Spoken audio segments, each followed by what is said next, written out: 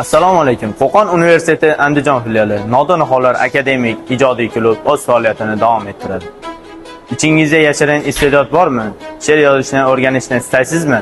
Unda sizni Nodon akademik ijodiy klub o'z jamoasiga chorlab qoladi. Bu yerda so'z qadrlanadi, fikr tarbiyalanadi, iste'dod niholari daraxtga aylanadi. Assalomu alaykum. Va alaykum assalom. Ustoz, universitetimiz kutubxonasidan quloq mutolaasida chop etilgan kitoblar chiqishiga qanday fikr berasiz? Va bu juda ham zo'r imkoniyat bo'lardi hamma uchun. Professor o'qituvchilar ham o'sha iqtidorli kitob yozishga moyil bo'lgan talabalarimiz ham shu yerda o'zini kitoblarini chiqara olardi, zo'r bo'lardi. Assalomu alaykum. Oliygohimizni o'zini kutubxonasida quloq mutolaasidan chop etilgan kitoblar chiqishiga qanday fikr berasiz? Guvoh nashriyot deysizmi? Zo'r bo'lardi, chunki domlalar o'zi tomonidan qilingan kitoblar, maqolalar bo'lsa, biz boshqa kitoblardan qidirishdan o'rniga qaysi fandan bo'lsa, o'sha fandan kitobni olib, yana ham haligi bilimimizni oshirsa bo'ladi.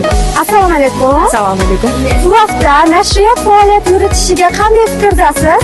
Yaxshi bo'lardi. O'zimiz kitoblarimizni chiqarishimizga ham ancha yordam bo'lardi. Xursand bo'lardim. Nodon niholari bu shunchaki klub emas, bu adabiyot, tafakkur va ijod makoni. Bu yerda siz she'r va maqolalar yozishni, ijodingizni yuksaltirishni, sahnada o'zingizni tutishni hamda mustaqil fikrlashni o'rganishingiz mumkin.